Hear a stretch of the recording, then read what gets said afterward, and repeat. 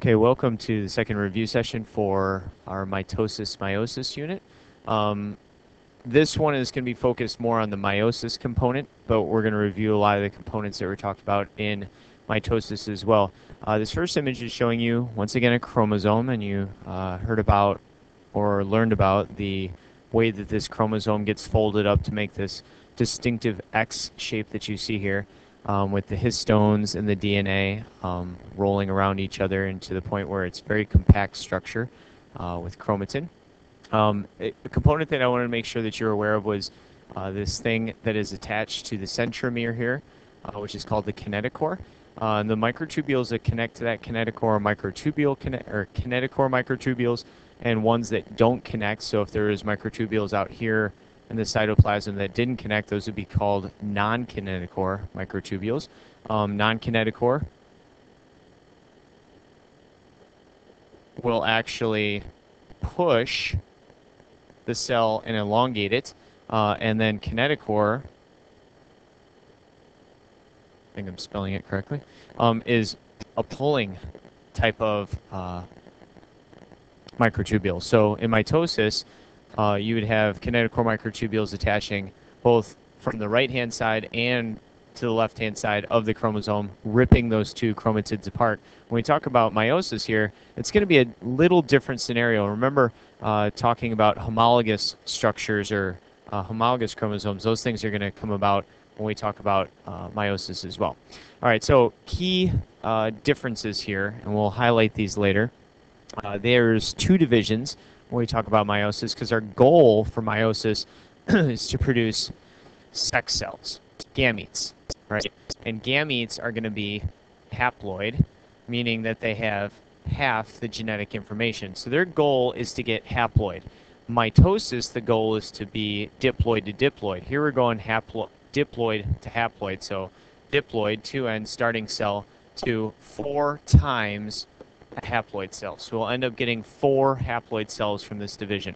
If you look at this image that's up top, we see the parent cell, right? And this parent cell, as you can see, has 4 chromosomes right now, but they have no chromatids at this point. Why don't they have chromatids? They haven't divided yet. So we're probably looking at a cell, if we could actually see condensed chromosomes at this point, which we can't. Can only see condensed chromosomes in mitosis or a meiosis phase. So if we were in the cell cycle right now, G1, it would just be single-armed chromosomes. And then you get through S, and it would be double-armed or a replicated chromatid attached to the chromosome. So then we slide into meiosis. And prophase, it still goes P-mat, right? So we're still doing prophase, metaphase, anaphase, telophase. So they're very much the same characteristics that are deemed with those words will be seen in meiosis with a slight variation. So if we're in the first division, P-mat, we have 4 chromosomes with chromatids. But notice the difference here is we've got homologous pairs that are actually together, right? In mitosis, they were not together. They were just randomly there. So we have homologous chromosomes that are paired together. And what you really can't see in this image of prophase 1 is that we get this interesting component that really adds to the diversity of any sexually reproducing organism, and that's called crossover. Right? In crossover, we have 2 homologous chromosomes are going to exchange information. So you can kind of see it happening more in the drawing here of metaphase, but it happens the most during prophase. So prophase, metaphase is when we're seeing this crossover component happen, and it's just the exchange of areas of the chromosome. So we have a big red one with a big blue one. We have a little red one with a little blue one. If you can see here in this metaphase picture, the chromosomes are exchanging hands and feet, so that when they get down here to anaphase, you can see the red one has a blue tip, and down here the blue one has a red tip, right? So that's something that's a key component for this drawing. And actually, the more I look at this drawing, it's not the best one because we have some issues going on, but I'll explain those in a second. So prophase, they show up, homologous pairs show up, we get crossover happening. This is going to increase genetic combinations.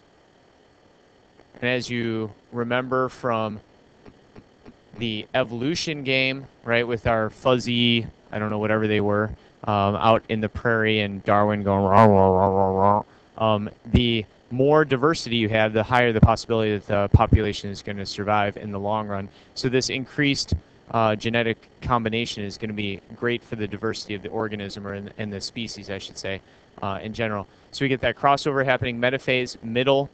So now homologous pairs are lined up in the middle. And as you can see, we're going to have kinetochore and non-kinetochore microtubules here. The kinetochore microtubules are going to attach to the center, I don't know if you can see this red line here, of both of those chromosomes. But the difference is one kinetochore, the right-hand side, attaches to the right-hand homologous pair, and the left-hand kinetochore microtubule connects to the left hand. We don't have two kinetochores attaching to one chromosome.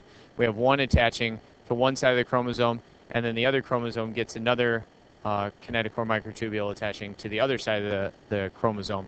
And what happens then is, anaphase 1, the homologous pairs pull apart. It's almost like the big ones are going diagonal here. I don't know why they drew it that way, but that's the way it's looking. So you'd have a big one with a big one. Oh, I should have done this smartboard savvy. Here, hold on. So we'd have a big one, right, with the complement, big one. So they're matched up. They do their whole crossover thing. And then this one pulls away from this one at the first division. So we still end up having, if you look down here in telophase 1, we still have homologous chromosomes, but the issue is that they're going to end up being in separate cells now. They still have their chromatids as well, so they're still X-shaped, whereas in mitosis, they ended up being just single-armed. So the interesting part here is, in order to be diploid, you have to have both in the pair. You have to have both homologous chromosomes in the same cell. So now, in telophase 1, we do not have homologous pair in this cell and this cell. So both of these cells, even though they have X-shaped chromosomes, these cells will be haploid at this point. It's just they have a duplicate amount of information. And then the cool part is, if you understand mitosis, which hopefully you do, the second division, going meiosis again, this is pretty much the same way that mitosis divided. So we end up having the metaphase, they're lining up down the middle, right? There's no homologous pairs here. So then we rip them apart, as you can see here, right? And we end up getting the chromatids pulled apart. And so this is a chromosome, and this is a chromosome, and this is a chromosome, and this is a chromosome without chromatids. And then you end up with 4 daughter cells, whether they be egg or sperm, right? Depends on the gender of the individual that we're talking about meiosis happening. And so you end up getting these 4 cells. Now remember, at the end of meiosis 1, they were haploid, so all 4 of these cells down here are haploid as well. So 1, 2, 3, 4. And like I said, that was our goal, right, is to get 4 haploid cells from one original diploid cell. So there's meiosis, right? So we'll review a couple components. So looking at this image, I think you can kind of see it better. So a starting cell at the top here has just 2 chromosomes. We duplicate the chromatids, so you end up getting an extra piece on each one, right? Which will send you into prophase. Here we have the homologous pairs match up, but notice their tips are exchanging, so that's the crossover or the recombination component, right? We divide them out, so now this cell doesn't have a pair, and this cell doesn't have a pair, so both of those cells are now haploid. The second division, then, we rip the chromosome apart, so the chromatids get separated, so this is still diploid, or haploid, haploid, haploid, and we end up getting 4 gametes.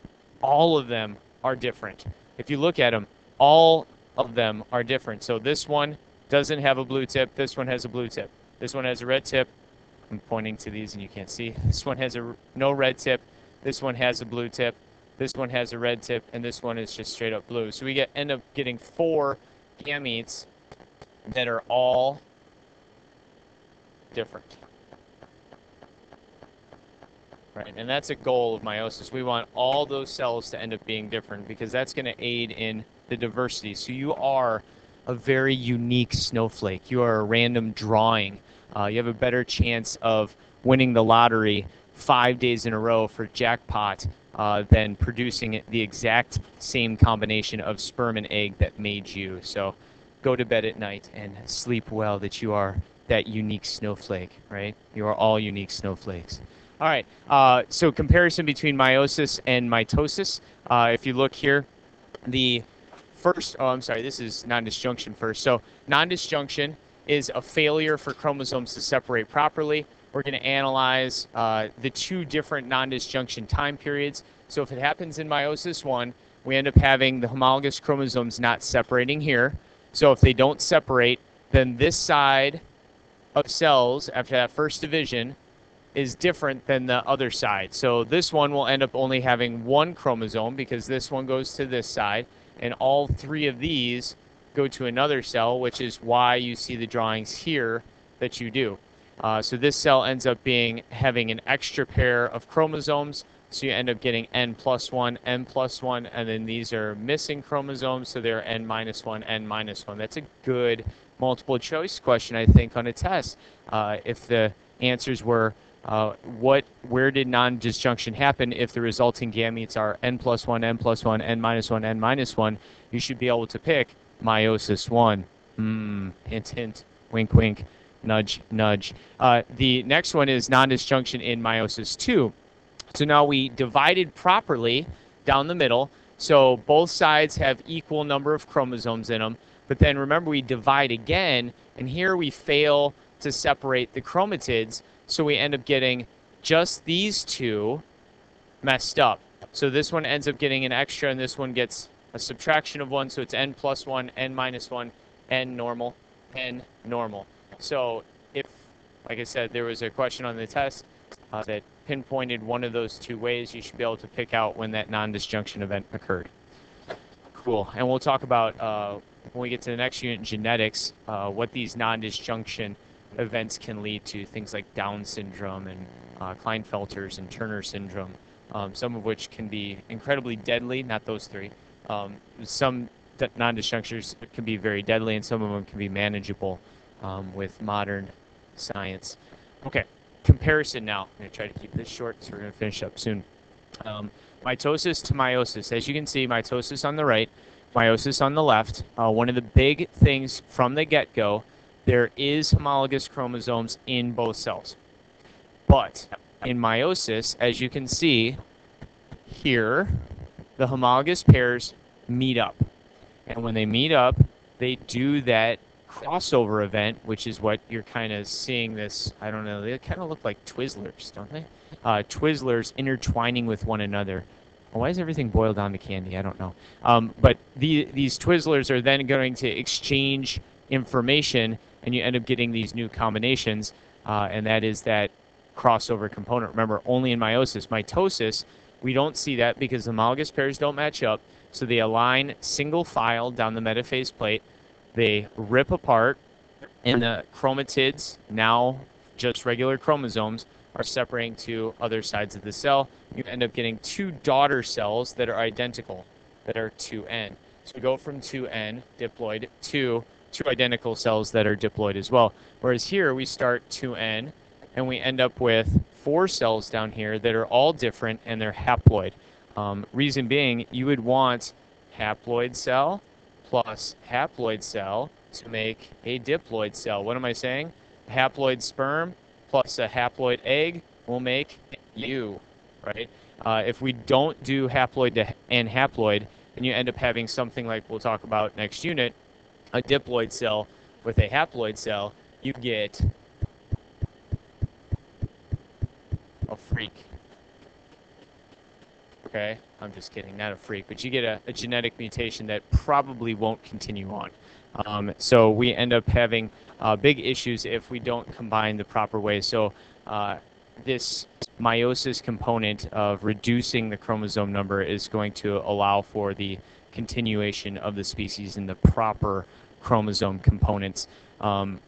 Keep in mind one extra thing, I guess I should say. I'll just highlight this now, that this is a chromosome and this is a chromosome. I know it's confusing, but this is where students get hung up. The one on the left is a chromosome with chromatids, right? And this is a chromosome without chromatids. Do not get confused on those components. This is often a stumbling block for students. So that's what I'm going to conclude with. I wish you the best on your studying, and please feel free to contact us if you need some more help.